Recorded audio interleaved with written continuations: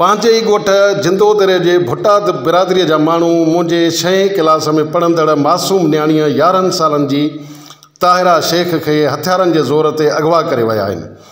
अहिड़ो मौक़ुफ़ मदई जे लॻे ॻोठ जिंदोदरे जी बेवा माई मुख़्तियार शेख सहाफ़ियुनि खे रोईंदे ॾिनो।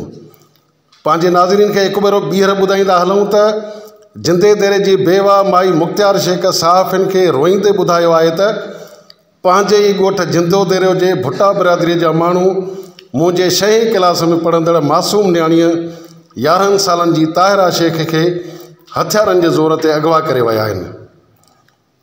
हिन वधीक तफ़सील ॿुधाईंदे चयो त पंहिंजे ई ॻोठ जिंदोदरे जे भुट्टा बिरादरीअ जो मुनीब भुट्टो राति जे वक़्त में हथियारबंद साण करे केरी बुलान में ज़ोरीअ मुंहिंजी मासूम न्याणीअ खे घरां अगवा करे खणी वियो आहे। अहिड़ो इतलाउ असां मदई थाणे ते कयो, पर पुलिस मूं बेवा औरत खां कार्रवाई करण लाइ पैसा घुरी रही आहे। हिन चयो त मुंहिंजो मुड़ुसु घणो अरसो अॻु फ़ौत थी वियो आहे। असां ग़रीब मिसकीन आहियूं।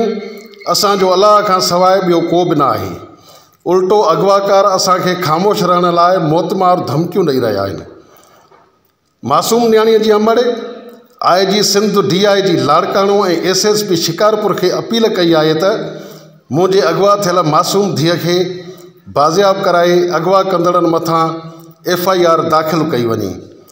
आजुज़ भुट्टो, इबरत न्यूज़, मदई जी।